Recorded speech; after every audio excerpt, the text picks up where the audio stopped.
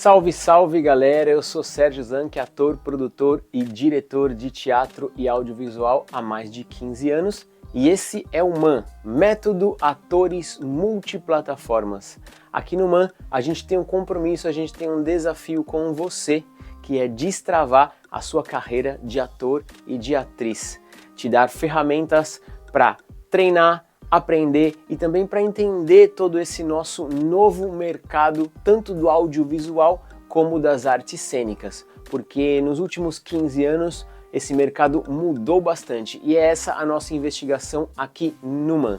Então eu peço para você, se não é inscrito aqui no canal, que já se inscreva, que ative as notificações para receber os novos vídeos, compartilhe esse conteúdo com um amigo, amiga que seja ator, que seja atriz e também que você siga a gente nas outras redes sociais, estamos em todas as redes como man.método.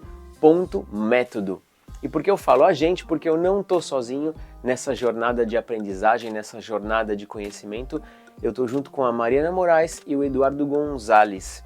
E aqui no YouTube a gente está lançando 3 séries de vídeos. Eu com uma série, a Mariana com outra série e o Eduardo com outra série, cada uma buscando aí conversar com vocês pontos específicos dessa formação da carreira do ator, da atriz e tudo o que isso envolve. As 3 séries se complementam, então eu peço para você também, se não viu os outros episódios, que busque aqui no YouTube e complemente o seu conhecimento e complemente a sua aprendizagem nessa jornada. Nessa série de vídeos eu estou conversando com vocês sobre as mudanças na carreira e na vida dos atores e das atrizes nos últimos tempos. No primeiro vídeo a gente conversou sobre justamente os avanços da tecnologia e o surgimento, a criação dessas novas mídias. Depois, no segundo vídeo, a gente falou sobre como o ator, a atriz usa sua ferramenta de trabalho, sua principal ferramenta de trabalho, que é o próprio corpo, a própria voz. No terceiro vídeo, a gente conversou um pouco sobre a diferença e os caminhos que existem entre o artesanal e o industrial.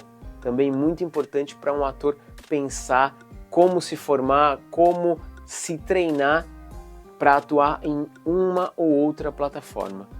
Um dos grandes mestres da interpretação do século XX, podemos dizer, é Konstantin Stanislavski, russo, que desenvolveu aí nos começos do século XX, final do século XIX, mas isso foi sendo desenvolvido durante o século XX, um método de interpretação.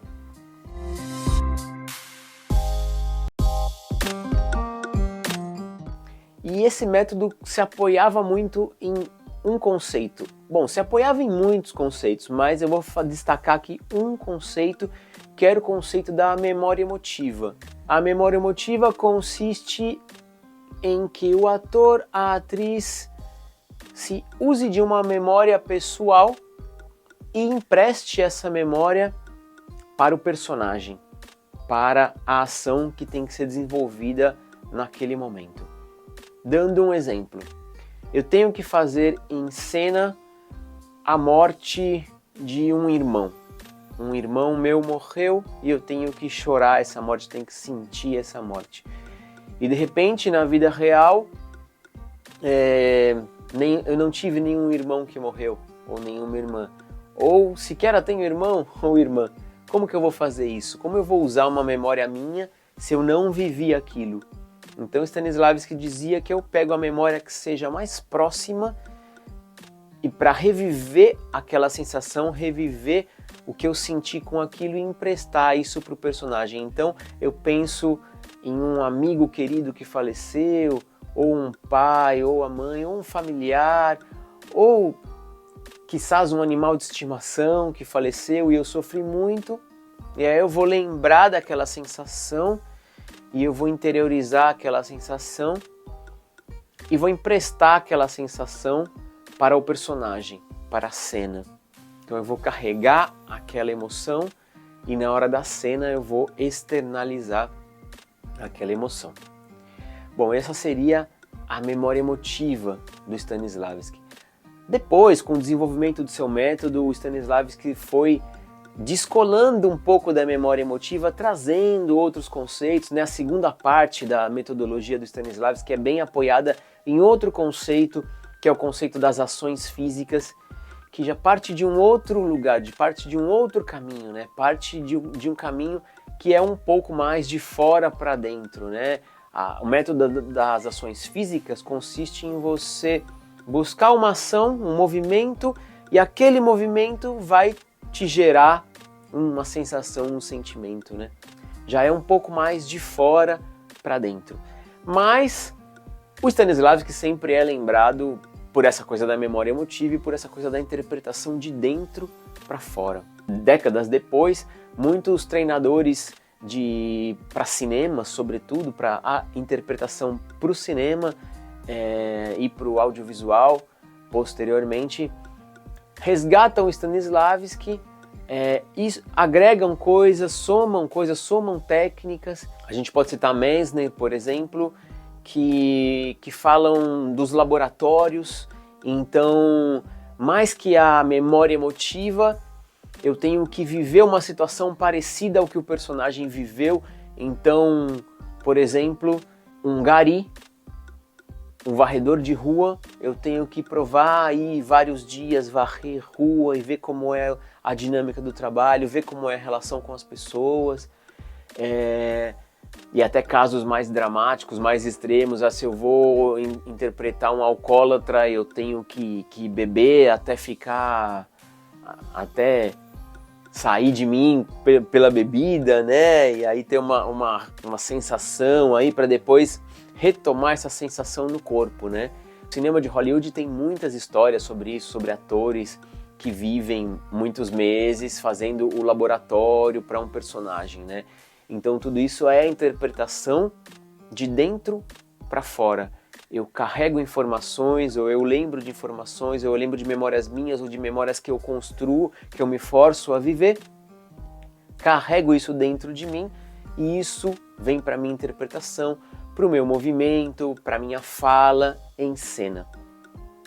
Depois, mais na segunda metade aí do século XX, né, diríamos mais aí para 1950, 1960, começam a avançar outras estéticas, outros tipos de interpretação, começam a surgir muitos pensadores de teatro que pensam o teatro de uma outra maneira, pensam o teatro de fora para dentro.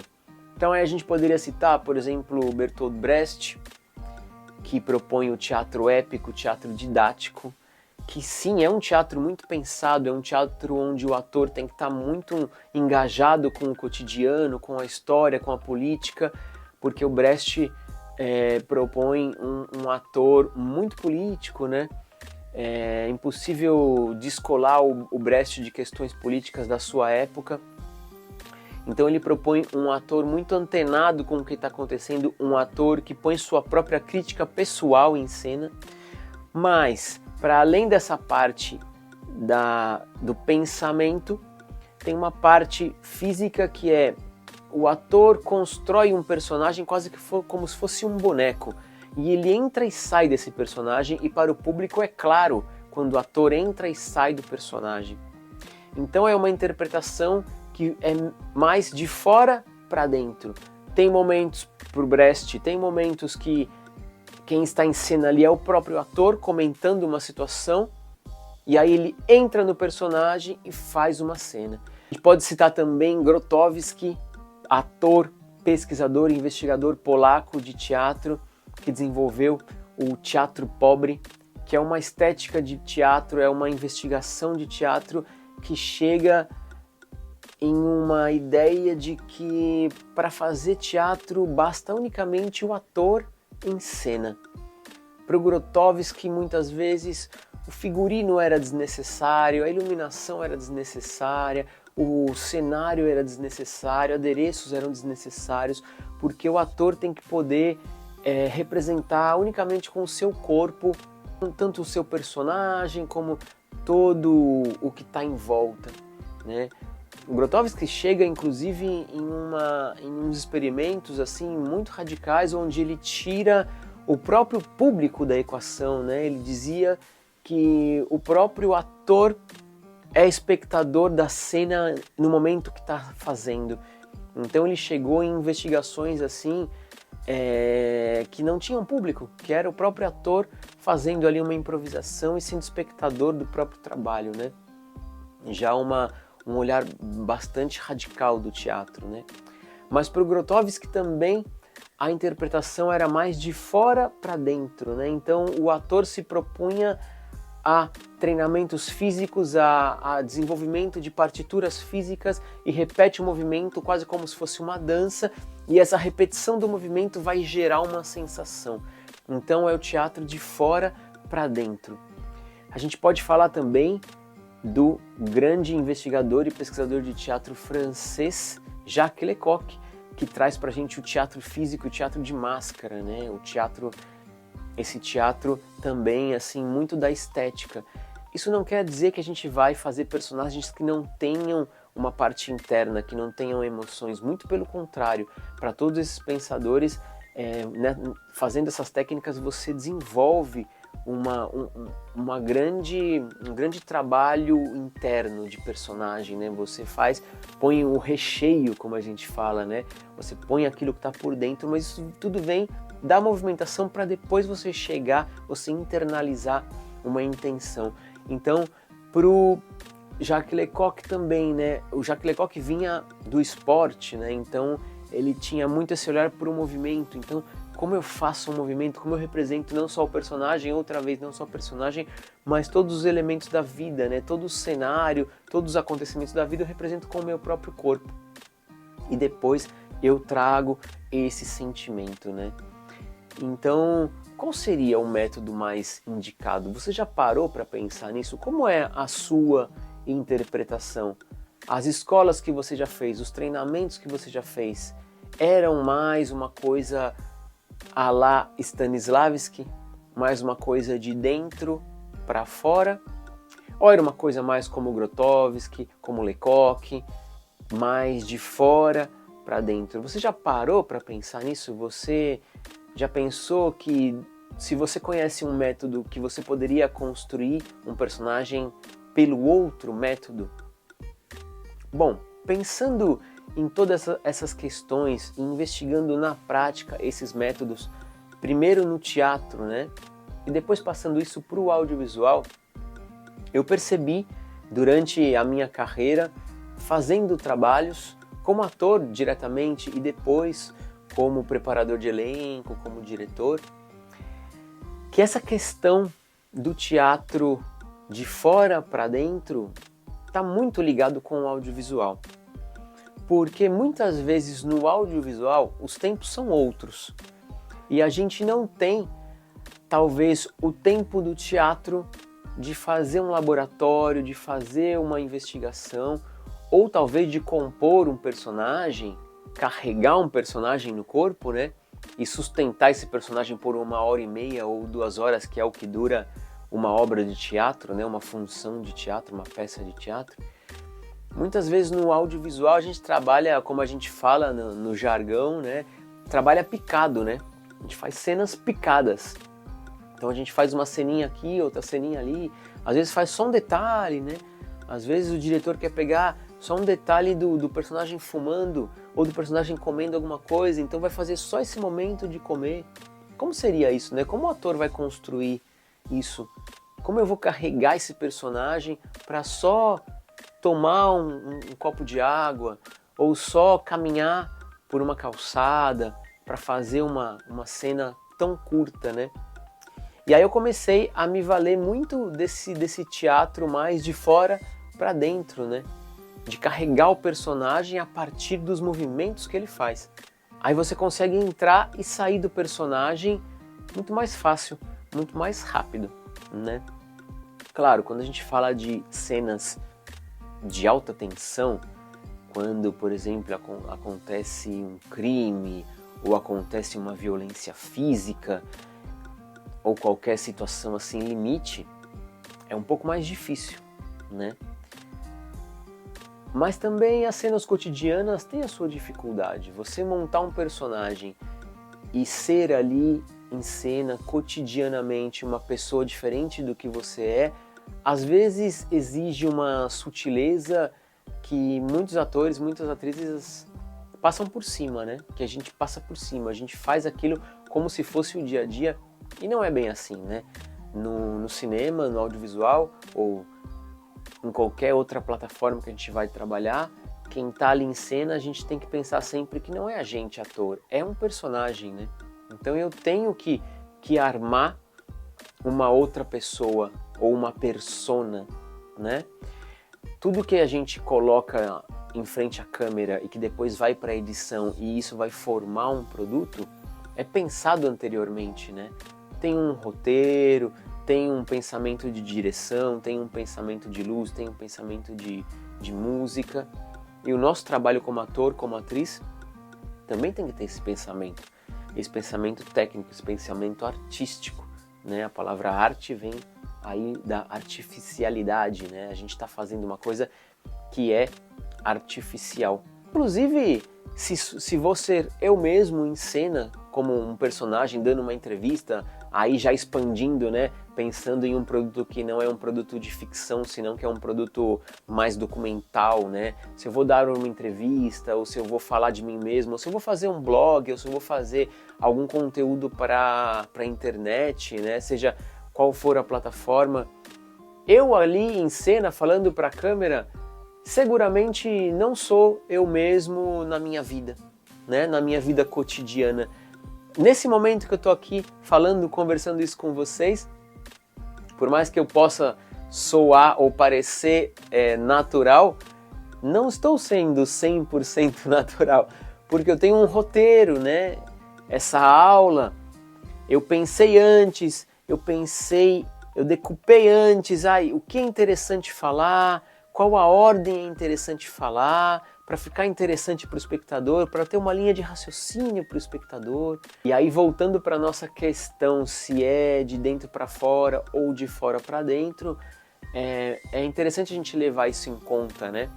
Até para construir esse personagem com a técnica que seja mais adequada. E qual é a técnica mais adequada? É a técnica que vai fazer com que eu chegue nesse personagem, nesse resultado, pelo caminho mais curto. Porque é interessante também você desfrutar o caminho, né? Você aproveitar o caminho, você aproveitar a aprendizagem, mas muitas vezes os tempos são mais curtos, né? Os tempos da TV, do audiovisual e sem contar os tempos das redes, né? A gente está falando de vídeos de muitas vezes segundos. Muitas vezes eu tenho que, em 15 segundos, fazer um conteúdo interessante, né? Os dois pontos de vista valem, a interpretação de dentro para fora pode ser muito interessante em algumas plataformas e a de fora para dentro pode ser muito interessante para outras plataformas. Bom, e é um pouco de tudo isso que a gente quer conversar com vocês, pensar com vocês, investigar com vocês aqui no MAN, Método Atores Multiplataformas. No próximo vídeo desta série, a gente vai conversar sobre onde tem que estar um ator e uma atriz para aproveitar melhor o mercado do audiovisual. Onde tem que estar, eu me refiro à localização geográfica no mundo mesmo, né?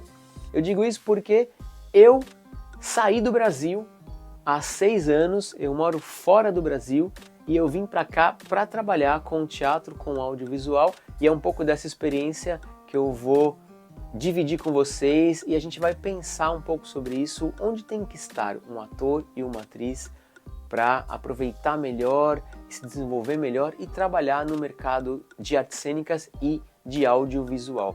No próximo vídeo, espero vocês lá.